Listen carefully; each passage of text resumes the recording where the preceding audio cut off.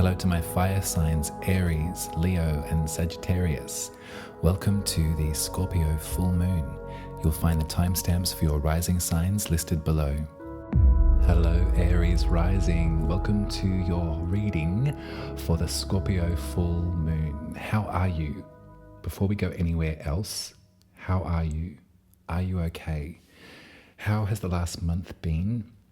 How are you incorporating the healing offer that the last month has brought up for you and for all of us? What I'm really looking forward to with this full moon, Aries, is that it's one that we can trust. We've got a full moon that we have access to, that will protect us and that will encourage us. Eclipses, they pull the plug. And for folks that have sort of found themselves in a rhythm with the moon, it can be so destabilizing to not have access to that feeling. We know that the moon, if you're spiritual or otherwise, doesn't matter. We know that it moves the emotions of human beings. We know that they put on more staff at police stations, hospitals, all the rest of it at a full moon. It has its way with us. It encourages us to get back in touch with our feelings. And so during eclipses, specifically during eclipses in your first house, yourself, and your seventh house of your relationships, I'd imagine that things may have been feeling pretty hectic lately. But at this moment, on the 24th of April, at 9:51 a.m, if you're in Australia with me, so let's work with the evening of the 23rd and the evening of the 24th. Treat yourself. Each of those nights, go out underneath the full moon and let it out. It's in Scorpio, so the feelings, the emotions are going to be intense. They're going to be very deep. They might even be a little bit hot. They might feel a bit sexy too, if that's something that you have interest in. But there's something of an encouragement to release here at this full moon that I really want you to go with and allow yourself. On your birth chart, the 8th house is where Scorpio is, and so there's many topics that we could talk about. A lot of them have to do with intensity and with grief and loss.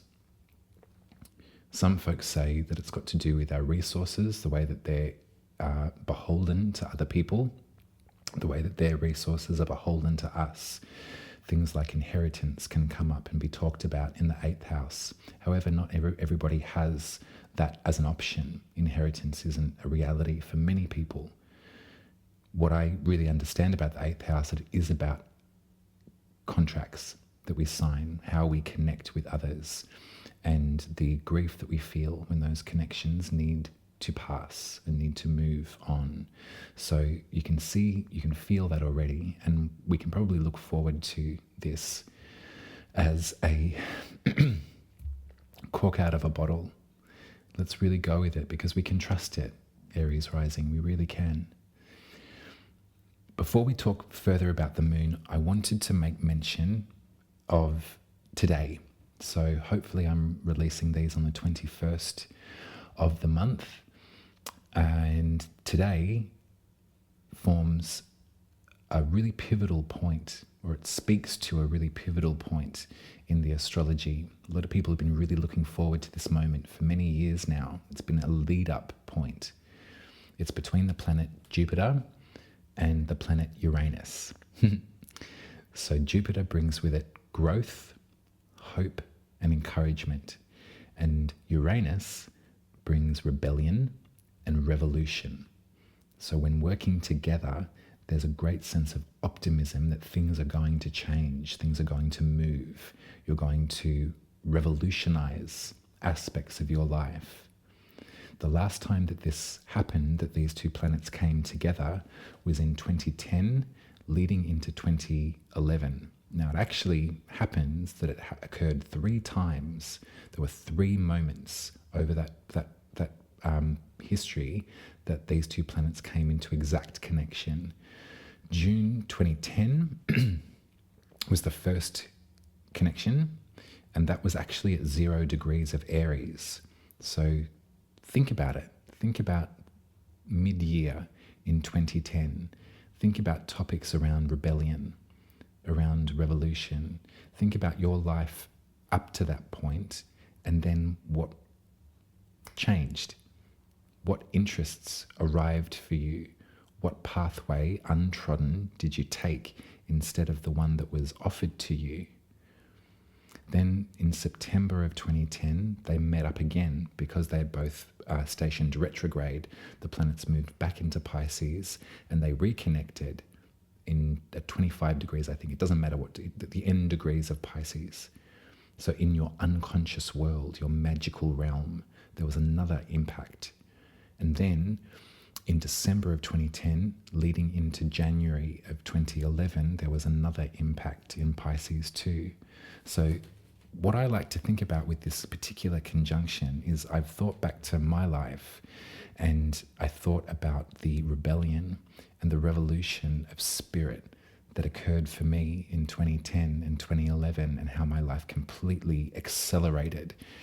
And I went and followed a path and took every offer that I was given down that pathway, and it changed everything up for me.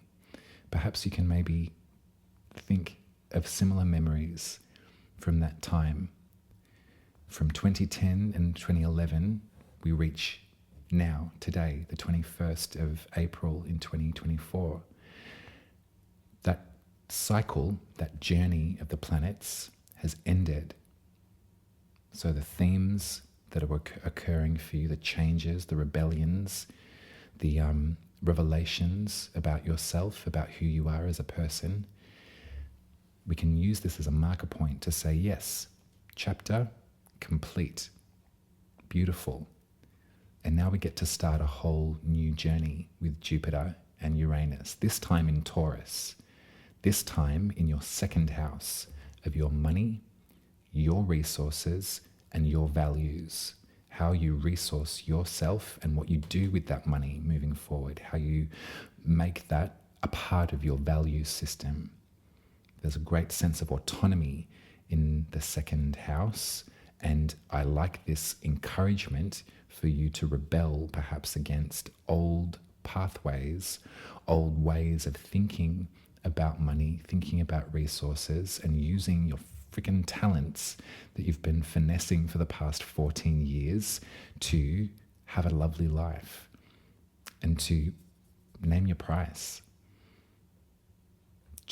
Name your worth, Aries Rising. It's really powerful.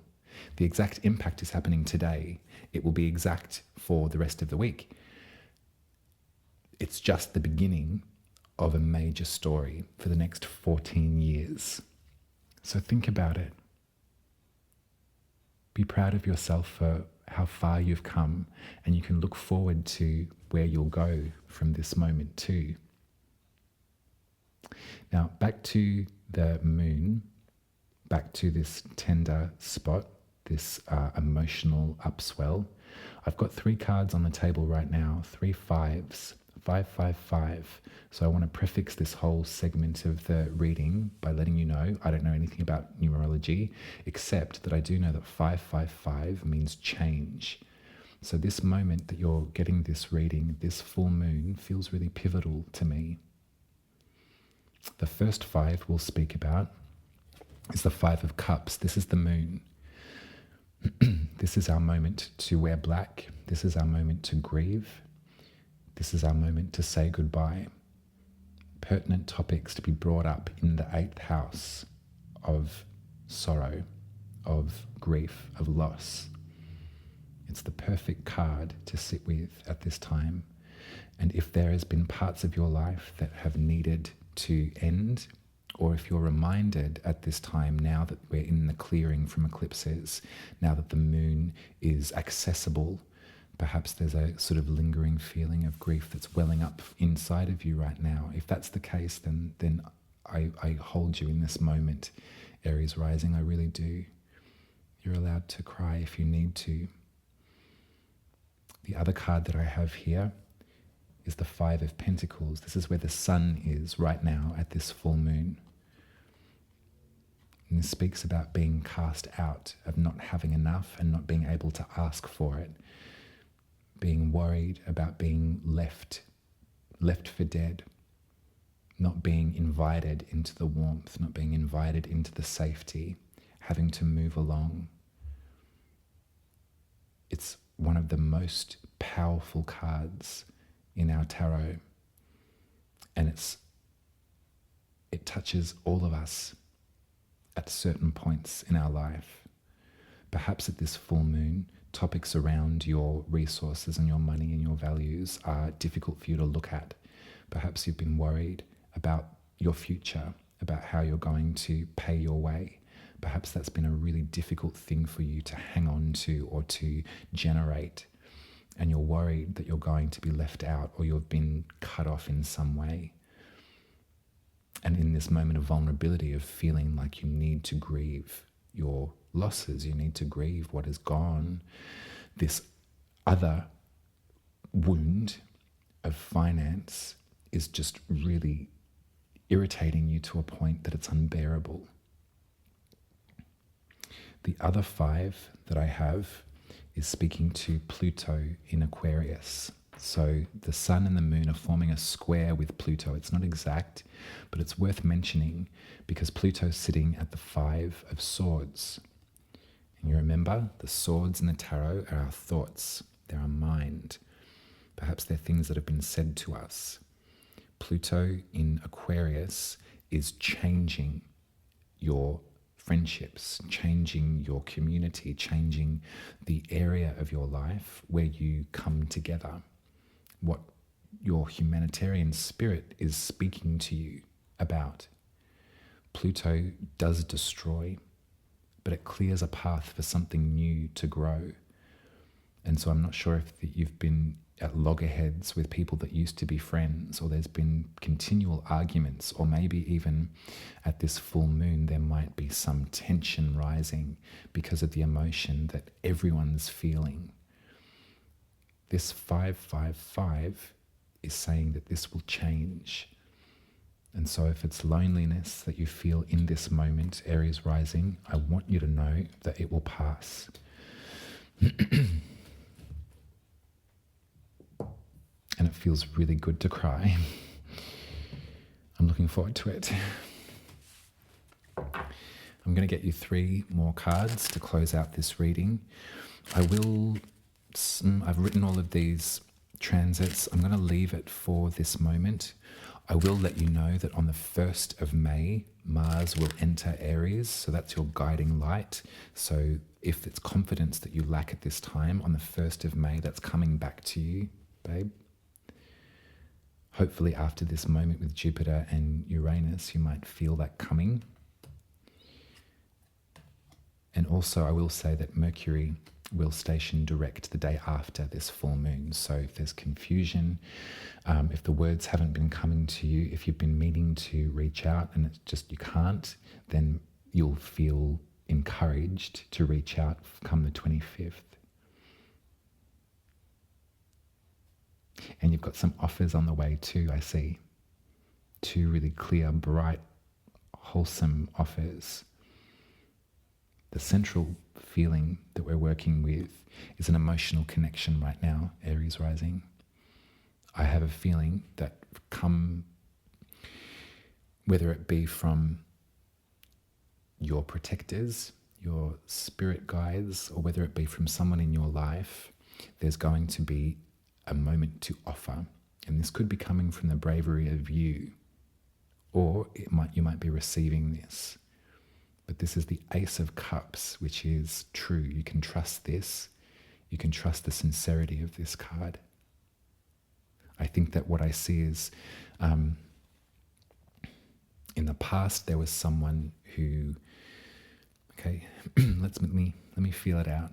In the past, there was someone who you considered to be incredibly magical. They seemed to have it sort of running through their fingers, through their whole body. They seemed to be given it since birth. It was really obvious that they were a magic maker. And this person lays in your past. They sit there, they're of the past. They're not in your current company anymore. They're not part of your life at present. I wonder what this offer is talking about. The thing that's solidifying this as something that you can trust is that there's also the Ace of Swords, which is the truth. So there might be some sharper, clearer truth that you need to contend with in this reunion. Think about it again. This person you consider to be incredibly magical. You consider them to have been like that since they were very young. And in fact, this person can kind of emanate that youthful sort of feeling. They feel, when you're in their company, you feel like a kid. And it's great because you can imagine, you can invent things together. They have a real handle on that line between the past and the present, and their spirit is very young. They don't have to be young in age, but it's their spirit. And their expertise in magic, as maybe untrained or as like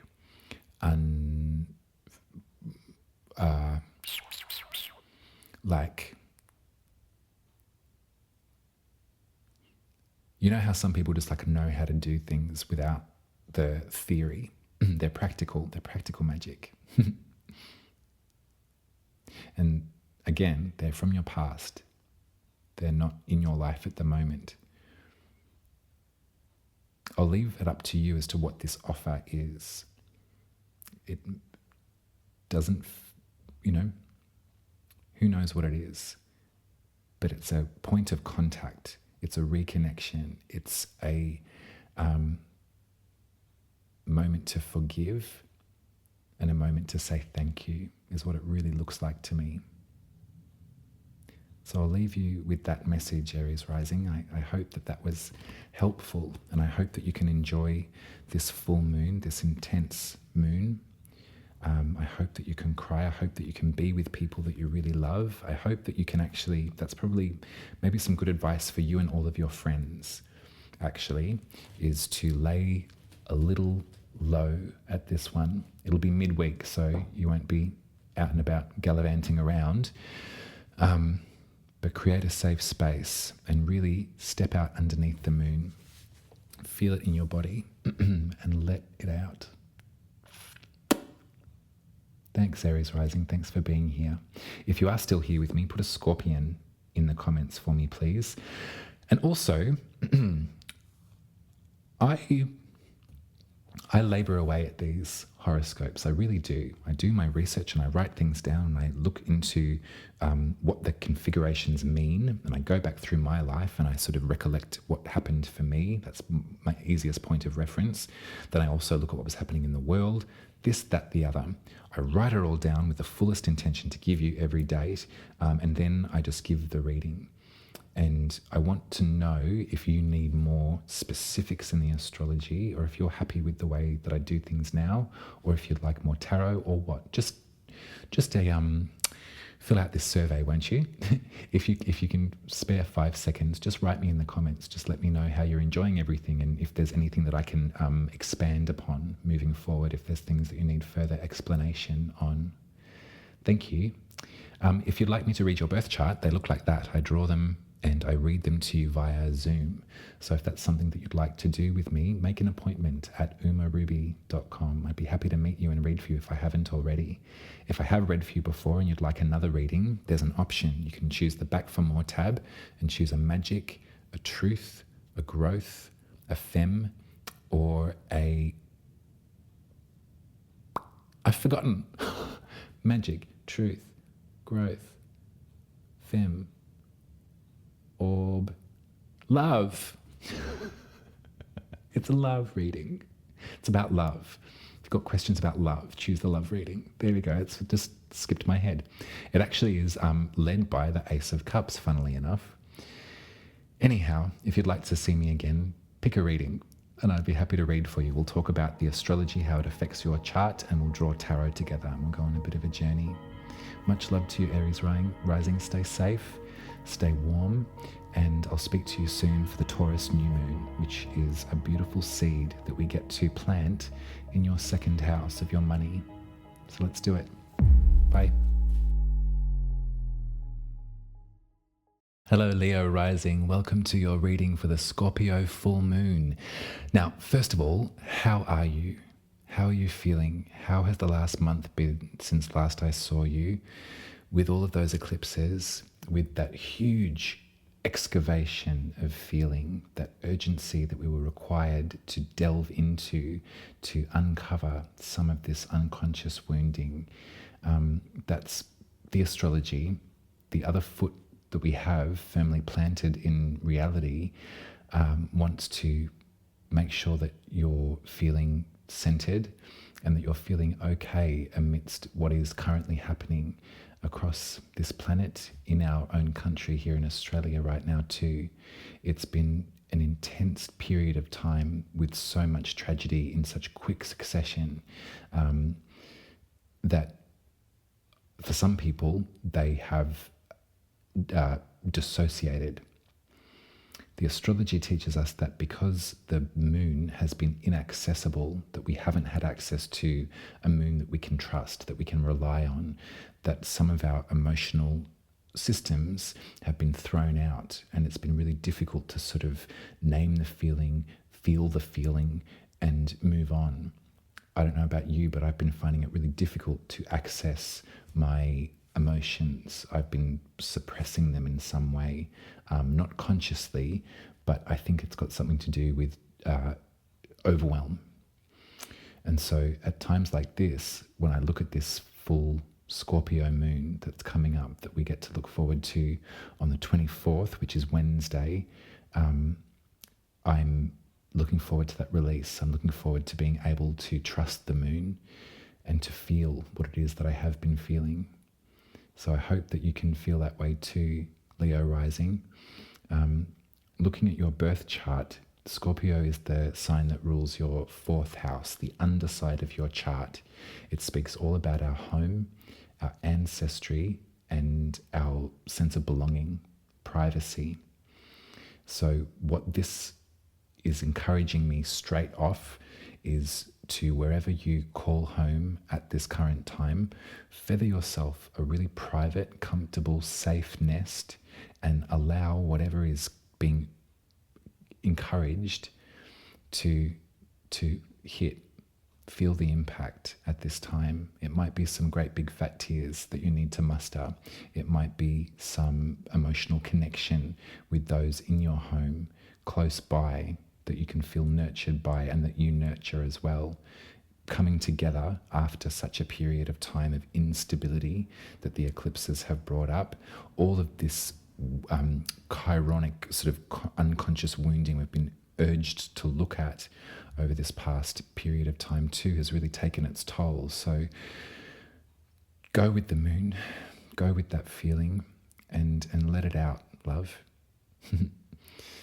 Now, I'm releasing these on a very auspicious day in astrology. So hopefully these will be published by the evening of the 21st, which is Sunday, the 21st of April. On this day, the planets Jupiter and the planets Uranus. Uranus. I say Uranus now because, I'm on the bus, Priscilla. Anyway, where are you fellas from? Uranus. You know what I mean. These two planets don't come together very often. In fact, it takes about 14 years for them to meet up. And so when they do, topics around hope, topics around encouragement and growth combine with feelings of rebellion and revolution. And so in a positive, hopeful conjunction, we have a new story that's emerging in our lives. The last time that these two planets came together was in 2010, leading into 2011. So if you can think about your life way back when in 2010, and think about the rebellious spirit that was growing inside of you, perhaps, maybe, in the way that you connect with your spirituality. That's one way to look at it, because Aries is the ninth house. That was the sign that they met up with at 0 degrees. But then they met up again in September of 2010, and then December into January of 2011. The way that I look at my life and the way that this astrology has impacted my life without me being conscious of it way back when is pretty remarkable. And I think about the chapter of my life from 2010 up until this moment, and the idea of that cycle finishing and this new cycle beginning. It feels like a really finished, well-earned page is being turned. In 2010 and 2011, I followed it. Things were coming out of every creative impulse for me, and I was really so blessed and so lucky to be able to follow that rebellious spirit of mine and to innovate my life in ways that I never could have thought possible for someone like me. But I did. And so now at this age, looking back to now, it's a moment to be sort of proud of oneself and to be grateful for the experiences, and moving forward, looking to starting a new cycle with Uranus and with Jupiter, but this time in Taurus. The rebellious spirit is activating your 10th house, where you're most publicly perceived, Leo rising, your career. And so this is like a beginning chapter. Think about all that you put out, all that you work upon. Think about the ways in which you would like to be remembered, maybe, the way that you're publicly envisaged. Think about all of those eclipses from last year and the year before that were urging you to this place, this point of attention. From this moment, the revolution begins here, Leo rising. I wonder what your work will evolve to. I wonder how it will be shaped in the years to come. And you remember that it's a 14-year cycle, so it's a long time. But this moment of hope and expansion and optimism is something that I'd really like to sort of encourage in you. I know that it's been really emotional lately. I know that it's been difficult, maybe, to access those emotions in ways that are useful and beneficial, in ways that aren't so kind of precarious.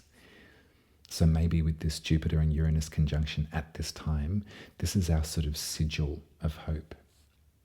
Another thing to look forward to as well is Venus will conjoin Chiron, the asteroid that has been unearthing all of this pain for us over the last month, bringing with it some soothing ease, a bit of a salve.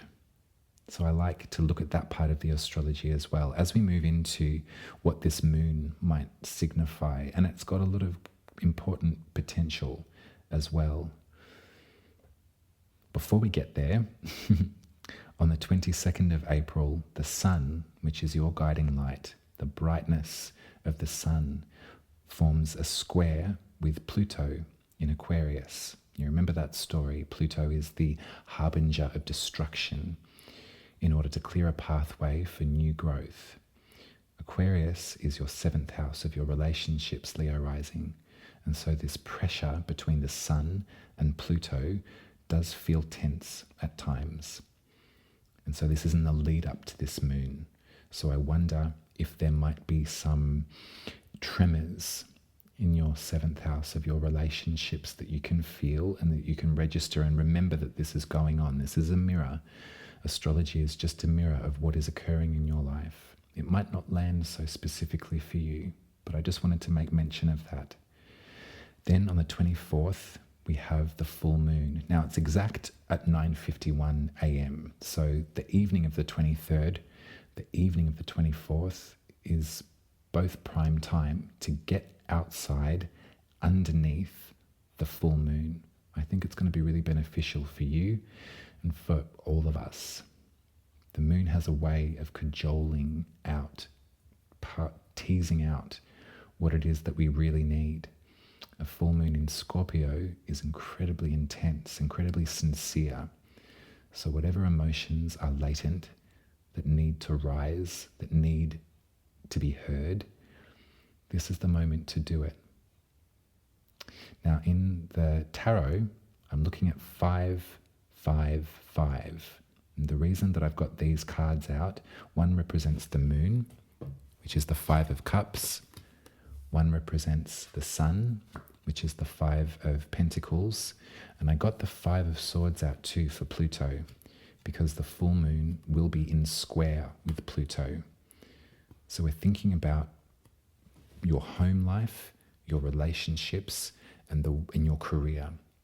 And we're thinking about a beautiful opportunity to emote and to feel and to journey into those places that would have you safe and keep you warm, places where you're nurtured, your private life. We're also thinking about a place very public and a place that relates to others in tension. So what I can see in these cards is the grief, obviously, of the moon. The 5 of cups is our moment to wear black and to grieve what we have lost, isn't it? There are 2 cups behind this individual, so there's more to come. Not everything is lost, but the 5 of cups teaches us that that's unimportant at present. It's important to grieve. It's important to allow that space and time. The 5 of pentacles is the sun, so this is your public-facing self. I have a real difficult time looking at this card at the moment, and I know that it's important. That feeling of being ostracized or cut off or shut out or shunned, told to leave, told that you're not welcome here, is palpable at present. And it can be so triggering for folks that have been told that they're not invited, that they need to leave, that they're not welcome here. So many deep, intense emotions at this moon, Leo, but you can see I'm welcoming this for us. The last month has been harrowing. It's been really tense and really stressful. This is our moment to get back in touch with the water of our chart and of the tarot, our emotions, our feelings. The Pluto card is the 5 of swords. So you can see here the swords representing thoughts, representing truth, words. This is happening in the 7th house. So I'm registering some sort of conflict with those in your 7th house, those that you do hold dear, perhaps arguments, perhaps different ways of dealing with grief, different processes in battle. That's one of the stages of grief, is anger, isn't it? I would hope that whoever is in your 7th house, the relationships are strong enough to take this barb, to take this sharpness, and that you're able to regroup after the initial conflict. 555 in numerology, I'm not an expert. In fact, I'm barely an amateur, but it does mean change. That's what I know. And so I'm using this Jupiter and Uranus conjunction today as a marker point, as a starting off point. A point that has us come back into faith and hope for the future amidst this intense configuration of cards and of astrology. I'm looking forward to crying with this Scorpio full moon. And I hope that you are too, Leo rising, in time, when you're ready. But if you've been looking for an option or an outlet, then maybe take this reading as your omen. The day after the full moon, Mercury will station direct, so there'll be a clearing in that foggy confusion. There'll be room to move, room to perhaps look at this wounding around organized religion, around faith-based systems, around the church. All of these topics are speaking to your 9th house, so pick the one that sits well with you. But this is what has been excavated over the past month or two, all of this unconscious wounding around faith, around the confines of that. But it's been difficult to talk about because of Mercury. So after this moon, after feeling it, then perhaps there'll be some things that come to you that will make more sense. I'm going to get you some more tarot, Leo rising. I hope that you can feel I hope that you can feel optimistic. I hope that this mirror from the galaxy is helping in some way. I completely respect and completely understand the fog and the confusion at this time. It's been intense. You're not alone in that feeling of it's pain. It hurts the body too. It's sort of seized up a bit. But moving on from this and moving forward, Mars will enter Aries, Venus will enter Taurus. So those two opposing forces, those two planets will be in their home signs. So there's good things to come. There's a lot more hope on the way, Leo rising.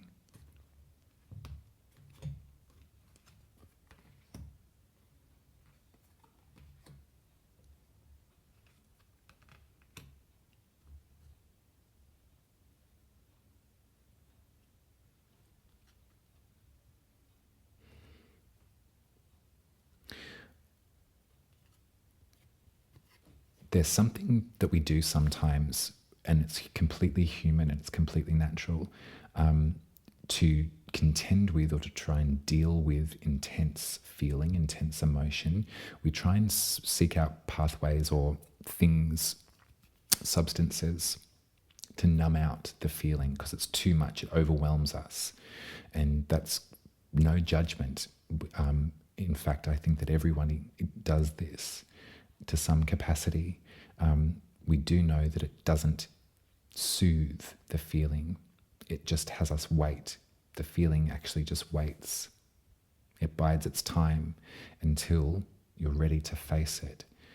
So I understand that this is something that we're moving away from too in this reading, Leo rising. So this sort of compulsion to numb or to compartmentalize or to stop, to blockade the feeling has had its time. Right now, you're really being encouraged to engage with professionals at this time. The King of Swords is really great with the mind, really great with thought forms and patterns of thinking, and can really help you articulate perhaps the way that you've been thinking and the way that has room to heal, room to get better. I'm in full registration. I register fully and with profundity the impact of this moment. What was once sturdy is now gone. And when I see the tower, I am reminded of the senseless nature of war and conflict to such an nth degree, and how triggering that is for so many. And so perhaps if this current moment is you're in danger of being overwhelmed completely by your personal pain, the pain in the greater world, this little 3 cards is really shining a light on, and it's encouraging you to seek out help in the ways that you know soothe you, in the ways that you know give you some clarity of mind and some sense of peace. The tower is confronting, and it's not your fault to overwhelm. It's not your fault that you are overwhelmed. It's perfectly natural. There's only so much that the body can physically take. Our emotions reach a point where we just tap out, and to reach for whatever soothing agent that's at hand is also a completely natural impulse too. Moving forward from this and working with the hope and the optimism and the rebellion, the revolution that Jupiter and Uranus are encouraging within us and encouraging you in your public-facing self, your vocation. We've got to feel it. We've got to feel it, and this moon is urging us to. So protect yourself, Leo rising. Protect your spirit, protect your energy, protect those around you. Make sure that you've got a safe space to land as you do this very important, very deep work right now. You've got my full support and my full adoration. I'm very proud of you. And brighter days will come. That we can be sure of. Much love. If you're still here with me, Leo Rising, put a scorpion in the comments in honor of this deep, intense Scorpio moon. If you'd like me to read your birth chart, they look like this drawing over here. You can make an appointment with me via Zoom on my website, Uma Ruby, and I'll read it to you. Pick the spirit reading if it's the first time. If you'd like me to read for you again, if we've met before but you need another reading, we'll look at the transits that are affecting your chart in this moment, and you can choose a topic. Choose truth, growth, magic, love, or femme. There might be a title in there that tweaks your interest. Each reading is specifically tailored with a certain journey, and we pull cards together from the tarot in real time, and I read them to you to answer your questions. So if that's helpful, you're welcome to pick one of those. I will be back with you to talk about the Taurus new moon, a moment where we get to sow a seed in that 10th house of yours, where we get to absorb what we've recalled from this great conjunction, this moment of hope and encouragement, and we get to move forward with it and see what will grow. So I look forward to when I speak to you next. Much love to you, Leo Rising. Hello, Sagittarius Rising. Welcome to your reading for the Scorpio full moon. How are you? Are you okay? How has the last month been since last we spoke? How are the eclipses? I hope that you're feeling recalibrated after the confusion. I hope that you've been able to absorb and reflect upon what was brought up, what was revealed. And I hope that whatever fell away, you can reconcile. It's been such an intense month. And when I look to the outside world and I keep one foot firmly planted in reality, I am gobsmacked at the lengths and the breadth of the pain that's occurring right now. In Australia specifically, it's been horrific. There's been pockets of justice amidst that horror. For some folks, though, it's been a reminder of our governing system's inability to work with survivors of sexual violence, and our media has a lot to answer for. However, that's another story. What we're looking forward to at this Scorpio full moon, Sagittarius rising, is a moment to feel it. It's a moon that we can trust. After all of this time, this whole month of not having one to rely on and needing to duck and to cover when we need to, for some folks that have been in sync with the moon, it's been really destabilizing to be without that guide. It's been difficult to do the emotional work, to allow the feelings to flow when they come. I think it's fabulous that it's a Scorpio full moon that is the next one to look forward to, because that's urging us to go deep. That's urging us to excavate and to start feeling some of this stuff that we've put on hold or that we've dissociated from. So for that, we can be really, truly grateful. On your birth chart, Scorpio is the sign that's in your 12th house, which is your unconscious reality. It's very deep, very personal, very private. So you might find that you're sort of alone at this full moon, where you can fully focus and fully recommune with the moon. There might be some things that you need to tell the moon to get off your chest after all of this time. Maybe there's a little bit of anger, healthy anger that you could express to the moon too. I'd be in full support of that. Now, before we go further with the significations of this moon, There's some really hopeful, beautiful astrology that's leading us into this moment. I want to talk to you about Jupiter, and I want to talk to you about Uranus. Jupiter means hope. It means faith. It means encouragement. And Uranus means the rebel and rebellion and revolution. When these two specific planets come together, it doesn't happen very often. Once every 14 years or so, they finally make it together, and in different parts of the zodiac. But when these two spirits conjoin, they emphasize one another. Jupiter encourages rebellion, revolution, reinvigoration. And the last time that they came together was in 2010, in June. And then there was a succession of conjunctions that happened after that, which was unusual because the two planets had moved backwards together, retrograde. They conjoined again and again. So once was in June of 2010, the second was September of 2010, and then finally it was December of 2010 into January of 2011.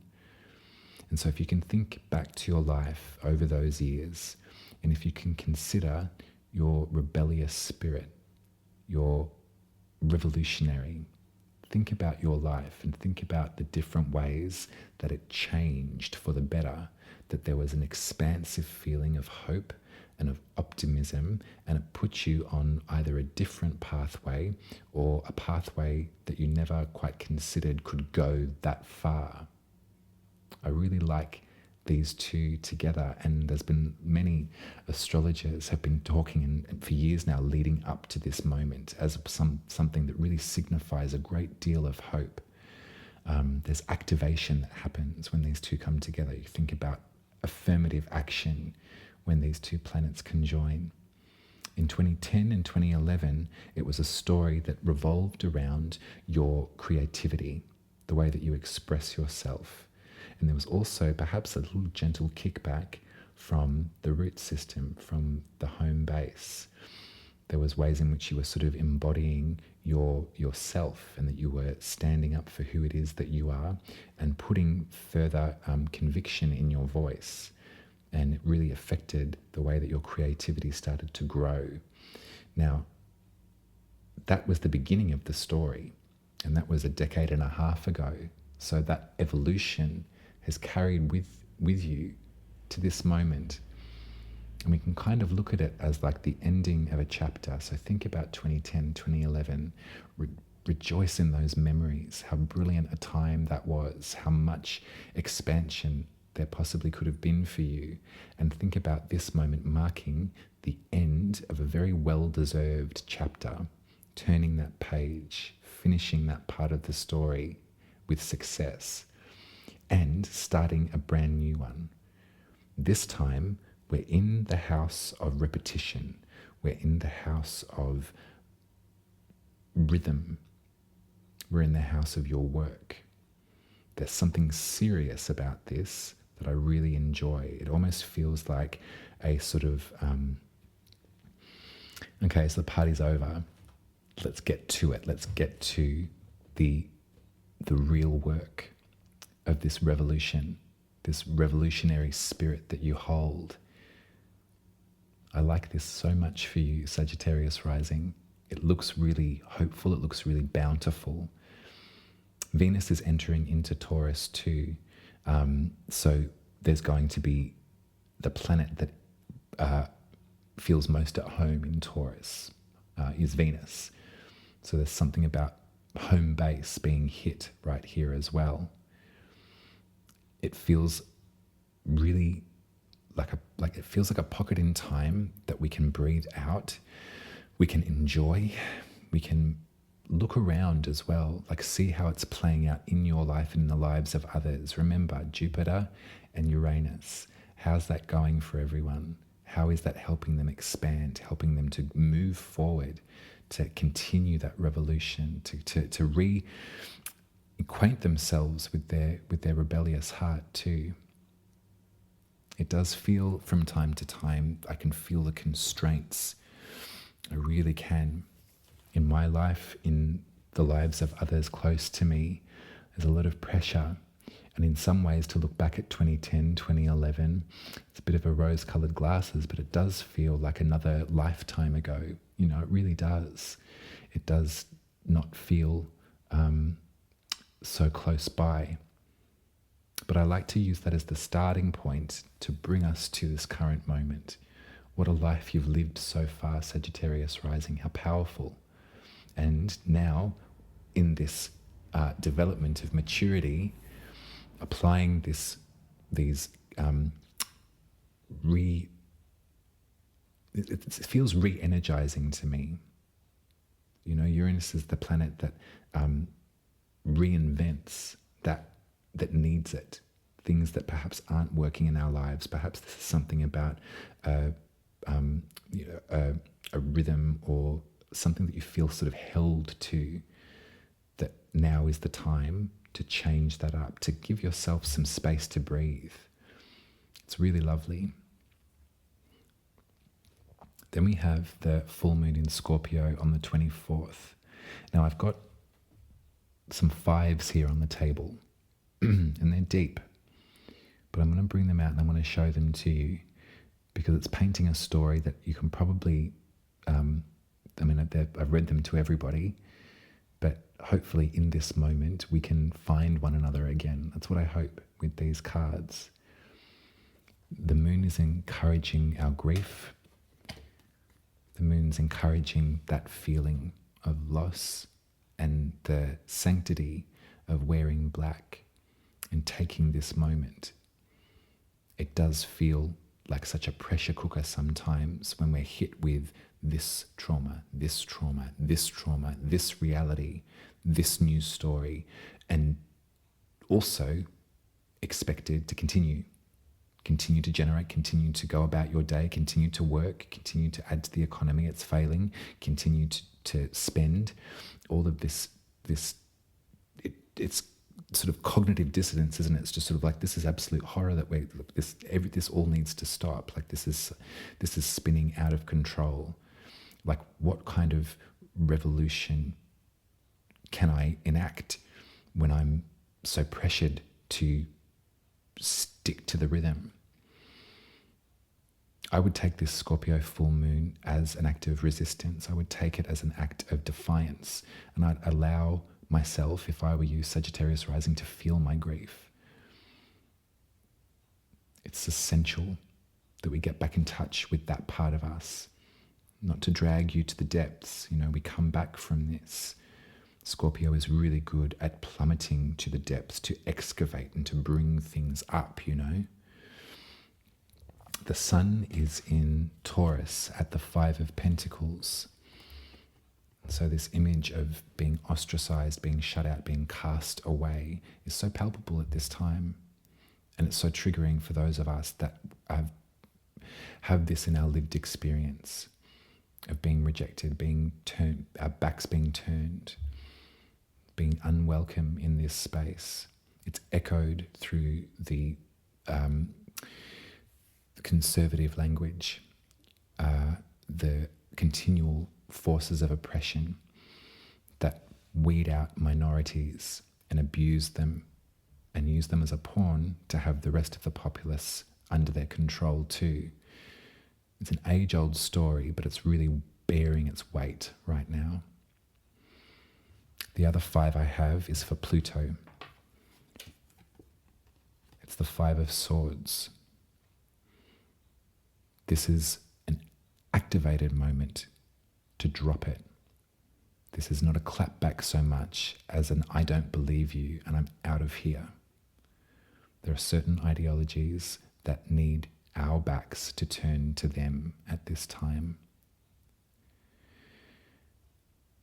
It's heavy, but through this, through the swords, through the thoughts, through the sparring match, through the fight of intellect, through the fear of lack, the fear of rejection, we get back to this base note, which is the card that I'm really interested to work with you in this reading, Sagittarius Rising. It's the sadness. It's the sorrow. once we allow our body to feel it, there's room to move from there. There's room to grow. There's room to heal eventually.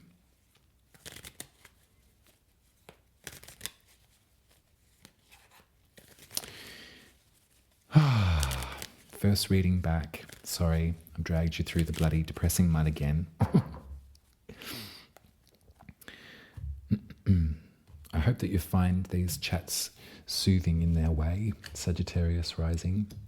I hope that by me naming it, it makes you feel less crazy, because sometimes that cognitive dissonance is just like, tra-la-la, how could we possibly? There's room for everything. We can't stay in the grief card. The tarot teaches us that. The astrology teaches us that too. But when it comes up, when the moon triggers that moment, we can take permission to feel how we are feeling at this time. I got the Five of Pentacles in the center again. So I want to gently go back there to this feeling of being left out.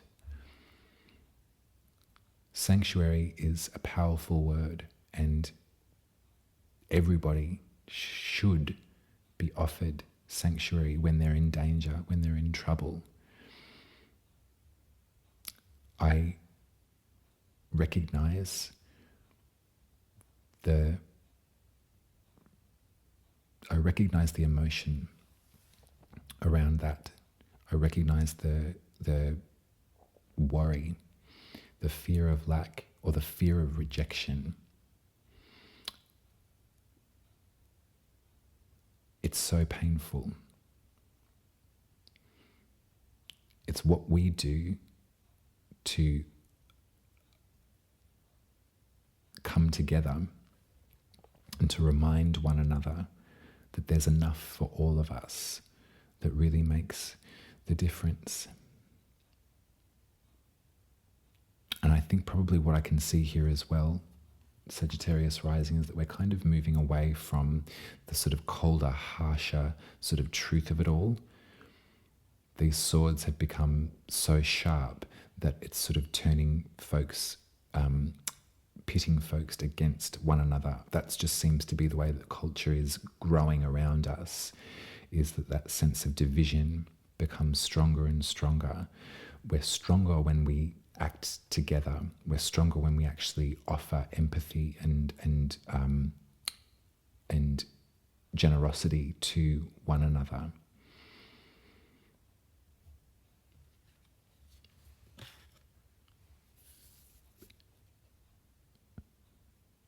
From that place, something can start.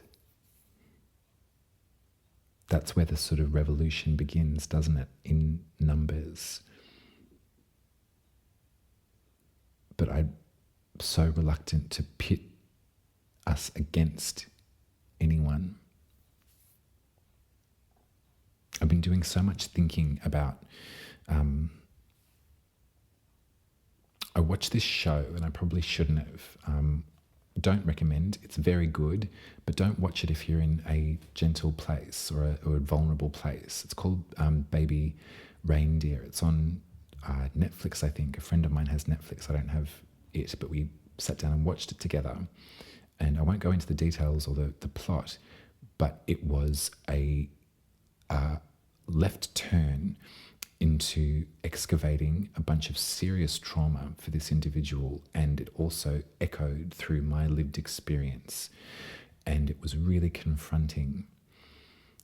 What I was looking for in that program was the moment to regroup and to come back together, not to find so much resolution, but to sort of find some understanding. And I'm coming to that in my own personal journey with my memory of that program. But I guess what I'm sort of putting to you is that you needn't feel self-centered or guilty if you're triggered at present, and that could be for whatever is going on around you or in your life, the way that you're handling your emotions at present, Sagittarius rising. There's a, pick a trauma. We've got a full deck right now.